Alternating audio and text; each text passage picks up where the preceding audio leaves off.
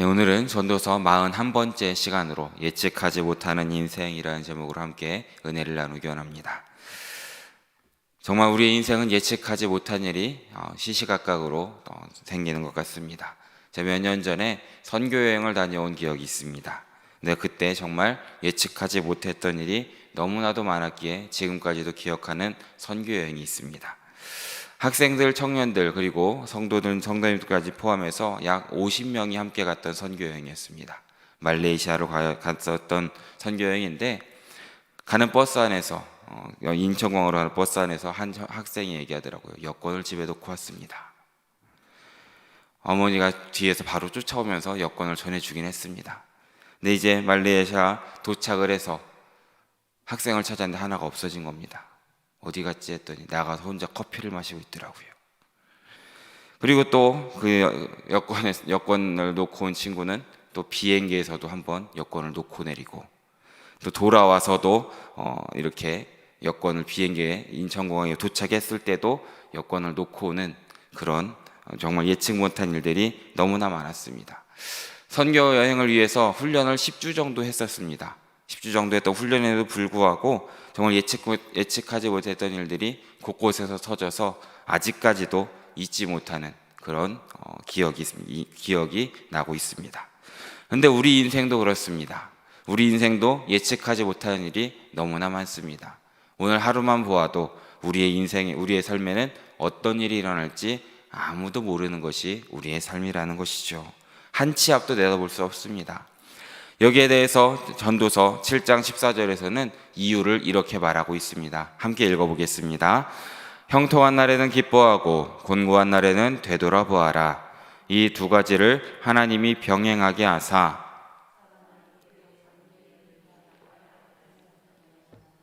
아멘. 왜 우리는 한 치 앞을 내다볼 수 없습니까? 하나님께서 우리의 그 예측하지 못하도록 감추셨다라는 것이죠. 그렇다면 우리는 이 예측하지 못하는 우리의 인생을 어떻게 살아가야 하겠습니까? 우리 먼저 1절 말씀을 함께 보기 원합니다. 함께 읽어보겠습니다. 너는 내 떡을 물 위에 던져라. 여러 날 후에 도로 찾으리라. 아멘.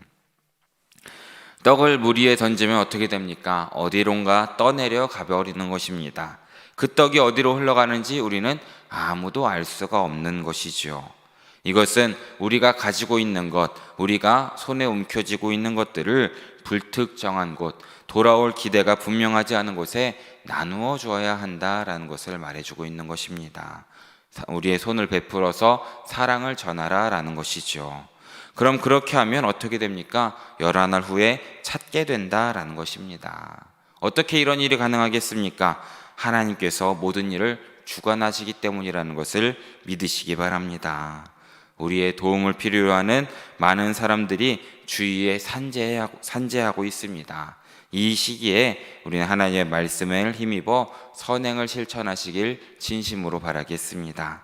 그때에 여러 날 후에 예수님께서 다시 돌아오시는 그날 하나님께서 우리의 선행을 갚아주실 것을 믿으시면서 손을 베푸시는 우리 모두 되시길 진심으로 바라겠습니다. 우리 2절 말씀도 함께 읽어보겠습니다. 함께 읽습니다. 7에게나 8에게 땅에 임할는지 내가 알지 못함이니라. 아멘. 1절 말씀과 연결되는 말씀입니다. 7, 8에게 나눠줘라 라는 것은 사람을 가리지 말고 나눠줘야 한다라는 것을 말해주는 것이죠. 여러 사람에게 사랑을 베풀 때 어떤 사람이 도와줄지 모른다라는 것입니다. 이 말씀의 교훈은 우리가 이웃사랑을 제대로 베풀 때에 훗날에 어떤 열매로 돌아올지 모른다라는 것을 말해주고 있습니다. 지구촌 사랑 나눔이라는 곳의 대표인 김혜성 목사님의 이야기를 잠시 들려드리려고 합니다. 이 목사님이 1996년 1월에 길에서 떨고 있는 한 외국인 노동자, 이 스리랑카에서 왔던 한 외국인 노동자에게 말을 건넵니다. 왜 여기 있습니까? 그러자 일을 찾고 있어요 라고 어눌한 한국어로 대답을 했습니다. 이 외국인 노동자를 이 목사님께서는 그냥 두지 않았고 자신이 운영하던 그 외국인 노동자의 집으로 데리고 옵니다. 그래서 따뜻한 저녁도 대접하고 일자리도 마련해 주었습니다. 근데 그날 이후에 소문을 듣고 많은 스리랑카 출신의 노동자들이 계속해서 찾아왔다라고 합니다. 그래서 목사님은 그럼에도 불구하고 한 명 한 명 최선을 다해 도왔다고 하죠. 이렇게 늘어난 발길에 정신이 없던 목사님에게 어느 날 스리랑카의 한 국회의원이 찾아왔습니다. 그래서 묻습니다. 한 사진을 내밀면서 이 청년을 기억합니까? 라고 물었죠. 네, 이 사진을 보았더니 그 96년 겨울에 이 김 목사님의 도움을 받았던 그 스리랑카의 노동자였다라는 것입니다. 그래서 이 국회의원이 얘기를 합니다. 이 사람이 저의 조카입니다 라고 얘기를 했죠. 이렇게 서로 안면을 트면서 서로에게 감사를 전하며 지냈었고, 그 이후로도 쓰나미 사태가 일어났을 때에 이 목사님은 스리랑카에 가서 봉사활동을 하는 등 꾸준히 스리랑카를 위해서 도왔다라고 합니다. 근데 몇 년이 지난 뒤에 이 아까 인사를 했던 이 국회의원이 스리랑카의 대통령까지 되었다라는 것이죠. 그래서 스리랑카를 도와줘서 고맙습니다 라면서 목사님에게 코끼리를 선물하겠다라고 제안했다라는 것입니다. 국내 동물원에 그 당시에는 젊은 코끼리가 없어서 이제 코끼리의 대가 끊길 때가 되었는데, 정말 이렇게 되어서 2010년에 젊은 코끼리가 2마리가 한국 땅을 밟았고, 이 2마리가 지금은 서울대공원에서 새끼까지 낳을 정도로 번식까지 했다라는 것을 듣게 되었습니다. 아주 간단한 일이었습니다. 아주 쉬운 일이었을 수도 있습니다. 우리 역시도 마찬가지입니다. 우리도 주의 말씀을 따라 남을 돕는 것에 대해서 쉽고 당연한 것으로 여기는 그런 마음과 믿음이 필요하다는 것을 믿으시기 바랍니다. 선을 베풀다 보면 혹시라도 우리가 선을 베풀다 보면 나는 좀 손해보는 게 아닐까라는 생각이 드실 수도 있습니다. 나만 착하게 살려고 발버둥 치는 것이 아닐까라고 생각이 들 때도 있습니다.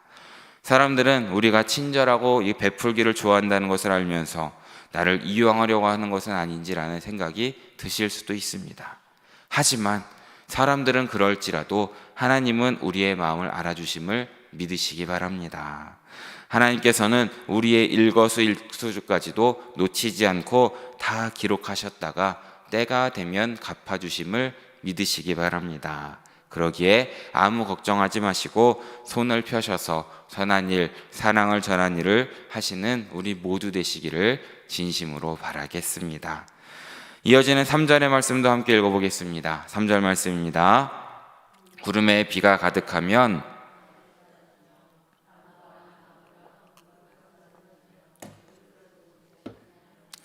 아멘. 구름에 비가 가득하면 땅에 쏟아지고 비가 와서 홍수가 나면 산사태가 일어나고 나무가 쓰러지는 것이죠. 이것은 인간은 참 연약한 존재다라는 것을 우리에게 말해주고 있습니다. 죄송합니다. 인간이 만물의 영장이다라고 자부하지만 때로는 자연의 위대함 앞에서 우리는 아무것도 할 수 없다. 정말 초라함을 우리는 기억해야 된다라는 것을 말해주고 있습니다. 이 자연환경과 기후에 예민하게 반응하는 것, 그것은 우리의 삶 가운데 농사와 참 관련이 있는 것이죠. 겨울이 끝났다고 여겨지는 봄, 이제 농부들은 밭을 일구고 파종을 하고 모종을 심게 되는 것입니다. 그런데 느닷없이 한파가 찾아오면 어떻게 됩니까? 모든 식물들이 얼어 죽고 마는 것이죠. 식물이 한창 성장할 여름철에 계속되는 가뭄이 되거나 폭염이 되거나 장마가 오거나 홍수가 오게 되면 농사를 망치게 되는 것입니다. 그리고 수확을 앞둔 가을에 태풍이 불어오게 되면 막대한 손실을 입을 수밖에 없다라는 것입니다. 하지만 이 모든 것은 우리의 사람의 힘으로는 어떻게 하나도 할 수가 없다라는 것입니다. 하지만 그렇다고 해서 어려운 환경 탓만 해서는 되겠습니까? 그것만은 또 아니라는 것입니다. 우리가 할 수 있는 한은 최선을 다해야 한다라는 것이죠. 이 말씀이 4절에 나와 있습니다. 4절 말씀도 함께 읽어보기 원합니다. 풍세를 살펴보는 자는 파종하지 못할 것이요 구름만 바라보는 자는 거두지 못하리라. 아멘. 농사는 때가 아주 중요합니다. 뿌릴 때가 있고 거둘 때가 있는 것이죠. 봄에 날씨가 춥다고 해서 미루다 씨를 뿌리는 시기를 놓치게 되면 어떻게 되겠습니까? 그러면 1년 농사를 망치게 되는 것입니다. 또한 가을 추수 때에 비가 올 것 같고 구름이 껴있어서 추수를 미루다 보면 어떻게 됩니까? 결과를 얻지 못한다, 거두지 못한다라는 것을 우리에게 말해주고 있는 것입니다. 농부가 기후 탓을 하면서 씨를 뿌리지 않거나 이렇게 거두지 않으면 그 농부는 심히 어리석다라는 것이죠. 자연환경, 이 기후는 우리가 우리의 힘으로 어떻게 할 수 없는 것들입니다. 하지만 그 가운데에서도 우리가 할 수 있는 것은 최선을 다해 해야 한다라는 것이죠. 무엇입니까? 때를 따라 씨를 뿌려야 하는 것입니다. 그러면 하나님께서 잘하게 하실 것입니다. 그리고 거두는 일 역시도 우리가 최선을 다해 해야 하는 것입니다. 이렇게 농부는 환경을 탓하며 씨를 뿌리고 거두는 일을 포기해서는 안 된다라는 것이죠. 영적으로도 그렇습니다. 영적으로도 우리가 뿌린 만큼 거둔다라는 것을 기억해야 되는 것입니다. 우리가 어떻게 뿌렸냐에 따라서 30배 혹은 60배 혹은 100배의 결실을 맺을 수 있다라는 것입니다. 우리 모두는 영적인 농부라는 것을 기억하시기 바랍니다. 그러기에 우리는 늘 기도의 씨앗, 전도의 씨앗, 사랑의 씨앗을 뿌려야 한다라는 것입니다. 하지만 그렇게 우리가 씨앗을 뿌린다고 해서 농사를 지을 때에 잘 될 때도 있지만 안 될 때도 있는 것입니다. 하지만 이 모든 결과는 하나님께 맡기고 우리는 최선을 다해서 씨를 뿌리시길 진심으로 바라겠습니다. 그 뿌릴 때에 어떻게 되겠습니까? 시편 120편 5절과 6절 말씀을 보면 눈물을 흘리며 씨를 뿌리는 자는 기쁨으로 거두리로다. 울며 씨를 뿌리러 나가는 자는 반드시 기쁨으로 그 곡식단을 가지고 돌아오리로다 라고 고백하고 있습니다.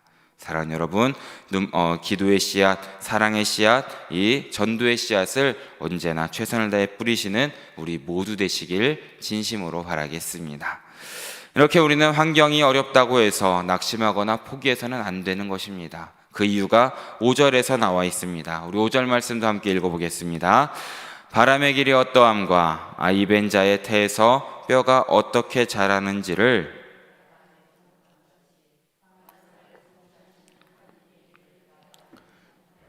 아멘. 왜입니까? 우리 인생의 배후에서 만사를 성취하시는 하나님이 우리의 삶을 섭리하시기 때문이다라는 것을 믿으시기 바랍니다. 우리가 연약하여 어찌할 수 없을지라도, 정말 자연재해로 어찌할 수 없을지라도 만사를 성취하시는 하나님을 믿고 순종할 때에 우리의 삶 가운데에도 하나님의 능력이 임함을 기억하시면서 온전히 하나님의 손길을 기대하시는 우리 모두 되시길 진심으로 바라겠습니다. 6절 말씀 마지막으로 함께 읽어보겠습니다. 함께 읽습니다. 너는 아침에 씨를 뿌리고 저녁에도 손을 놓지 말라. 이것이 잘 될는지 저것이 잘 될는지 혹 둘이 다 잘 될는지 알지 못함이니라. 아멘. 전도자는 오늘 이 6절 말씀에서도 하나님의 일을 제대로 알지 못하는 우리 인생에 대해서 계속해서 언급하고 있습니다. 하나님의 일을 알지 못하는 우리의 인생은 또한 우리 자신의 앞일도 알 수 없는 것이죠. 우리 인생은 우리 오늘 읽은 제목처럼 불확실한 인생이다라는 것입니다. 예측하지 못하는 인생인 것이죠. 하지만 사람들은 자신들이 무엇인가를 대단히 많이 하는 것처럼 자신이 계획하고 자신이 추진하는 대로 모든 일들이 척척척척 이루어질 것처럼 생각하고 기대하고 살고 있는 것입니다. 인생을 잘 모르는 것입니다. 우리 인생의 앞날에 어떠한 장이 닥칠지도 모르기 때문에 우리는 늘 불안한 삶도 살고 있습니다. 불확실성 가운데 살아갈 수밖에 없다라는 것입니다. 어떤 일을 하고서도 그 결과에 대해서 제대로 기대하기 어렵습니다. 그 결과는 정말 나타나 봐야 알기 때문입니다. 그렇다면 불확실한 인생이라고 해서, 예측하지 못하는 인생이라고 해서 손을 다 놓고 살아야 되겠습니까? 오늘 전도자는 손을 놓지 말라라고 우리에게 권면하고 있습니다. 지금까지 모든 것이 허무하다라고, 지금까지 모든 것이 다 해벨이다라고 이야기했던 전도자의 말과는 사뭇 다르게 느껴지는 장면입니다. 여기에서 비로소 이제 동안 숨겨져 왔던 이 전도자의 이야기가 고개를 내밀고 있는 것입니다. 인생의 허무, 인생의 해배를 논했던 전도자가 결국에 하고 싶은 말은 이제 11장에 들어와서 우리에게 말해주고 있는 것은, 이 수많은 불가능한 모습과 불확실성으로 가득 차 있는 해 아래에서 사는 인생일지라도 그럼에도 불구하고 그 결과를 알 수 없기 때문에 그 결과에 대해서 다양한 가능성을 열어두어야 한다.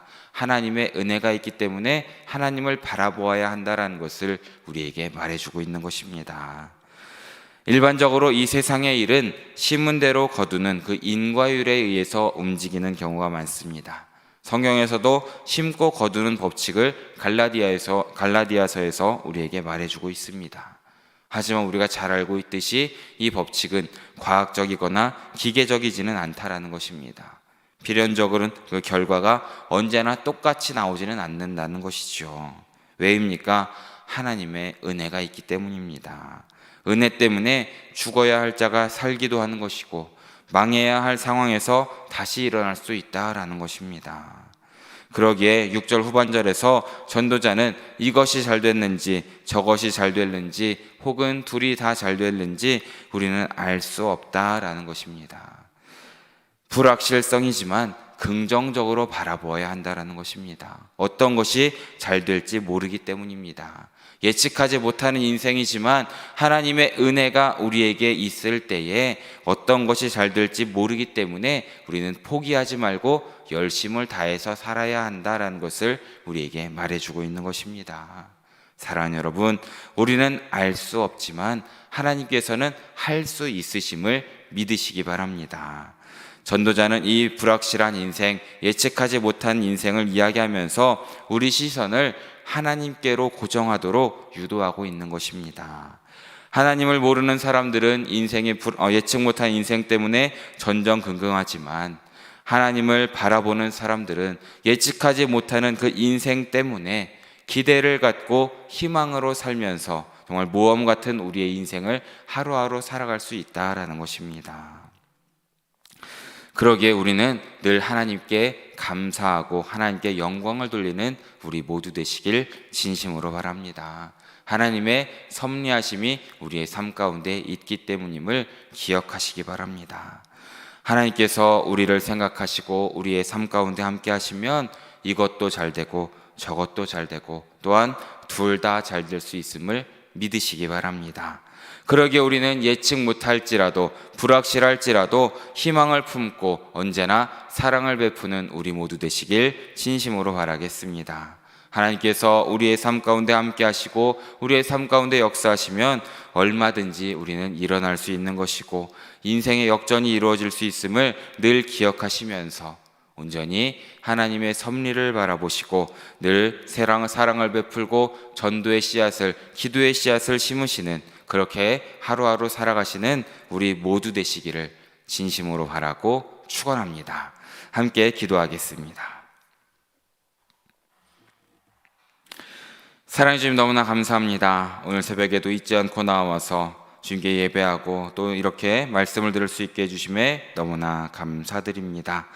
주님, 우리가 세상을 살아가는 동안에 온전히 주님께서 주시는 지혜로 살아갈 수 있도록 함께하여 주시옵소서. 예측 못하는 우리의 삶의 자리 가운데에 세상을 바라보고 세상과 벗삼아 살아가는 것이 아니라 온전히 하나님을 바라보고 하나님의 섭리를 바라보고 하나님의 손길을 기대하면서 할 수 있는 한 선행을 베풀고 사랑을 베풀고 기도의 씨앗, 전도의 씨앗을 베풀면서 하나님의 뜻대로 살아가는 우리의 삶이 될 수 있도록 주여 인도하여 주시옵소서.